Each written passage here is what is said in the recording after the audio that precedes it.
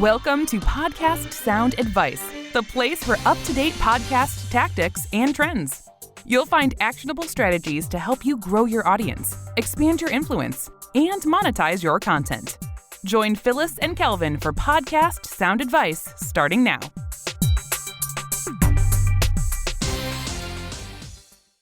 Joining us today is one of our podcasters, Laura Prisc. Laura is the founder and creator and host of Making Space for Conversation That Matters podcast. And she's also a business owner and an author. She's a leadership consultant and a mom. She's a very busy woman. So thank you for taking time to be with us today, Laura. Thank you. I was excited to get invited, Phyllis. Good. Well, just so people know a little bit about your podcast, just give you some details. Laura started her podcast in July of 2019, so she's getting really close to her 1 year mark. She has already published, at the time of this recording, 39 episodes. I know she's already got 3 or 4 more that are already recorded that will be released as this comes out. So she's well on her way to the 1 year mark. So Laura, tell us a little bit, the Making Space for Conversations That Matter podcast. What was your, initial inspiration for wanting to do a podcast, and that podcast in particular? Well, so I love to talk to people. I love the opportunity to have deep, meaningful conversations about real stuff. The superficial, shallow, small talk just is very draining for me. And the podcast was kind of in my brain for about 3 years. And I kept thinking, I don't know how to do that. I don't know how to do that. But I decided that it was time to stop waiting for those conversations to happen organically and to carve out the time and to create the space, which in this case is a recording space, to just have some great conversations with interesting people about stuff that fascinates me. And so that's what we do. There's not one specific theme. It's not focused on leadership. It's just genuine, real conversation with interesting people. Yeah, and I can attest to that. Laura has had a really interesting variety of people that you've talked to from all kinds of disciplines, I think, and all sorts of backgrounds, which has been really pretty fascinating. Tell me, what is kind of one of the favorite things or something that you've really enjoyed about podcasting, or has there been anything about it that's surprised you? Oh, what surprised me? That once I found someone who knew how to handle the production and the editing and all that technical stuff, that I no longer had an excuse to not do it. And it's been just, the process is just really easy for me. It's been so much fun because I've gotten to explore things with people I know that I wanted to take deeper. It's allowed me to get introduced to people I probably would never have met and get exposed to thinking and ideas and practices and disciplines and just all kinds of things that I probably would never have gotten exposed to had I not engaged in this. And I just really, really love talking. Well, yeah, and I know you started with some people that you knew fairly well from a variety of experiences, but you've also reached out to some people that you didn't know as well, correct? Oh yeah, so some have been totally blind cold calls, so to speak, through email, just saying, hey, this is what I'm doing and I'm really fascinated by X. I always personalize it to whatever it is I'm curious about that specific person. And really, for all of the invitations I've sent out, I think I've been turned down twice.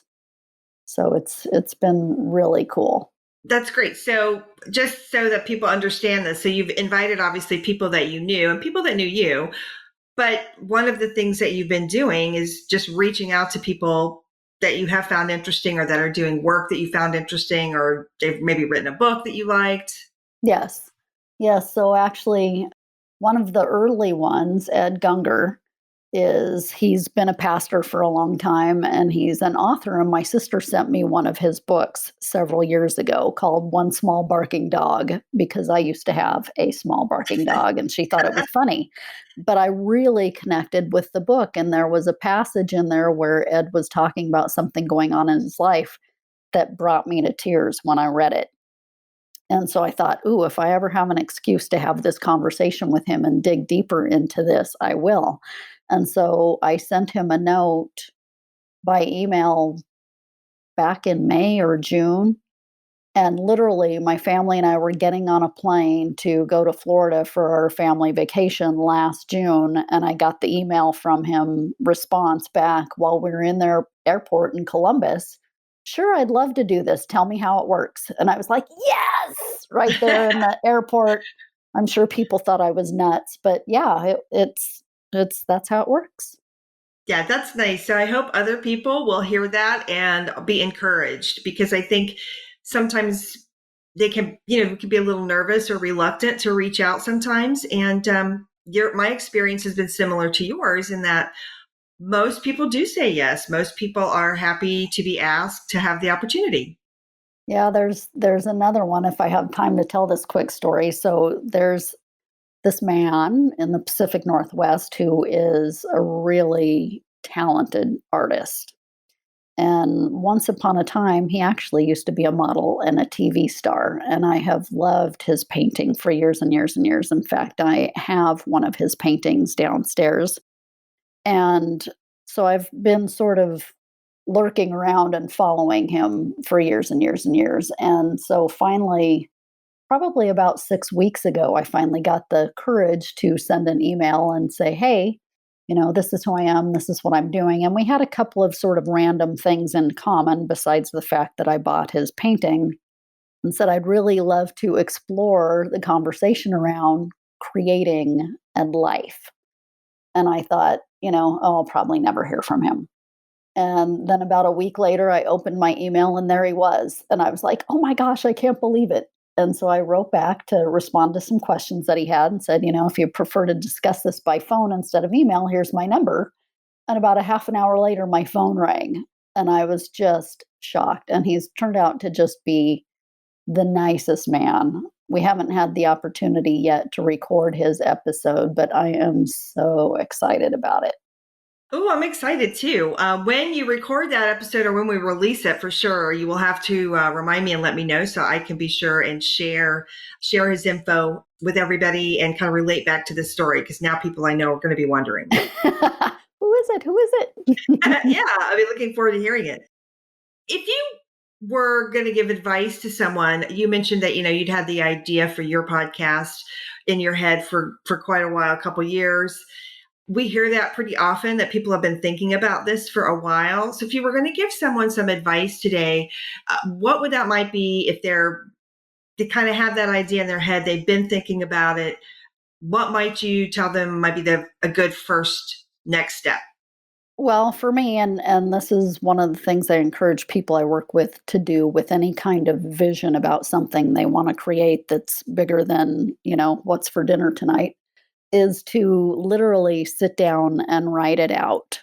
Write out your thoughts so you can capture them, you can think into them, you can recognize gaps, you can make them more concrete, hear how it sounds outside your head, and really kind of map out the framework for, what do I envision this to become? What's the outcome I desire? What's the experience I want to have? What do I want to explore or share or teach or talk about, whatever your focus is. And then think into what could this look like over the next few months, 6 months, 12 months, 18 months? What's the level of energy, focus, time, and attention it's going to require from me? And am I going to have to shift some things in my schedule to make time for that? Or will it flow in very easily? If you're going to have guests, for me, it was really helpful to sit down and craft out my wish list of, who would some of those Yeah. dream guests be? And who do I know will say yes, so that when I get started, I know I've got some for sure guests in the bag already. And then for me, it was finding someone who could do the stuff that I don't want to do, that I'm not gifted to do, that I didn't want to take the time, energy, and attention to figure out how to do. And even, Phyllis, when I connected with you, you still ask me questions that I hadn't fully thought into. So even when I thought I was pretty prepared, there was still more thinking to be done to make sure that I was prepared and that we could do this and present it professionally in a polished way that would appeal to people. That's really helpful. I think your idea of kind of getting the ideas out of your head in whatever way works for people. And, I'm a big sort of list maker. Mm, However, or some people I know like to do some diagramming. But I think that step definitely makes it feel like it's something tangible mhm. versus just sort of an idea or a concept. Yeah, I think it helps, and you'll be a little more prepared for the bumps along the way when you've spent some time thinking it through. Yeah. As you move into podcasting, I guess, because now I think you've got a really good system. You're recording on a regular basis and you've got it kind of, I think, worked into your life. What advice would you give to someone about that? Is there any sort of little hack or any tip that you would give them, especially I think about carving out the time? Yeah, I remember when you and I were talking and you said, some people record in batches and some people just record here and there. And it depends, I think, on the frequency and the length of time that you're planning to have your podcast be. I've been trying to be as accommodating to my dream guests as I can and make sure that we can schedule when it's convenient for them. And so that means I'm not in full control of the schedule. But it's Yeah. been really fun to have, like you said, 3 and 4 episodes done, at least my part of it, so that I can hand it off to you and know that I'm okay for a few weeks if I don't record some more. And so it's been, for me, it kind of works in bursts. There are times where I am recording 1 episode a week, and other times I'll record 3 and 4 episodes in a week. And so it's just really thinking into how is that gonna work best for you? Because then I can sit down and do my pieces, parts, and get them off to you in a burst after recording, as opposed to, every week I need to do something. And for me, it's just nice knowing, okay, I'm covered for the next 3 or 4 weeks. So if I don't connect with somebody interesting or have to wait for someone to schedule, I have some buffer room. Right. Yeah. I think that's really good advice. And again, right now, we're recording this during a time when most of us are staying home all the time. But that's not typical, right? And so you've given yourself too, I know, at times when, again, you're going to be on vacation or you have other commitments and priorities. And so you don't want to have to record that week or maybe 2 weeks in a row, to giving yourself that flexibility in your schedule, which is really nice. One of the other things that I've realized too is because we're really truly deeply engaging in an organic conversation, it's not scripted, it's not an interview, Right. and I tend to be really fully engaged in those, that it can be more draining than I think. And so I know there were a couple of days where I had scheduled 2 or 3, and I schedule myself a break in between. But for me, it's, 45 minutes to an hour for these conversations. And Right. so by the time I got to the third one that day, I was like, oh, yeah, that was not the best idea I've ever had because I'm really tired now. Yeah. Yeah, I've had that experience as well. I think that's a good thing for people to just be aware of their energy level. The Mhm. most I've done is 4. I did 4 in a row one time. And the first 3 went really well. And by the fourth one, I really felt like my brain and my focus was totally scattered. So, but that's just me. We have a couple of other clients that record 3 in a row. I think quite often actually, they seem to just do great and they get into that groove. So I think it's Mhm. okay for people to embrace whatever works for them. And you've obviously found that flow and what works for you based on the other things too that you have going on in your life. Oh, absolutely. One size does not fit all. So for anybody embarking on this, adventure, you just kind of feel your way around and do the trial and error thing, I Yeah. think, until you find your groove and what works best for you. And the other thing for me is, I can still show up but I really want to honor my guests with my full attention and energy. And so I've been more mindful now that I won't schedule more than 2 in a day and with a bigger chunk of time in between so I can recharge. Yeah, good.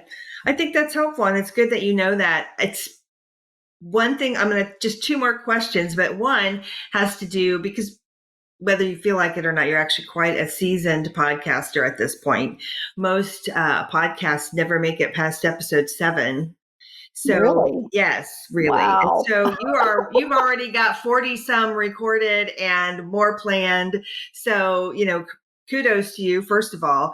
But how, if it's possible for you to reflect, I mean, how, I think sometimes that first 2 or 3 times you hit that record button, I think for a lot of people it feels scary and a little bit intimidating. And I think once you kind of get used to it, it is less so. Do you have any advice around that for someone?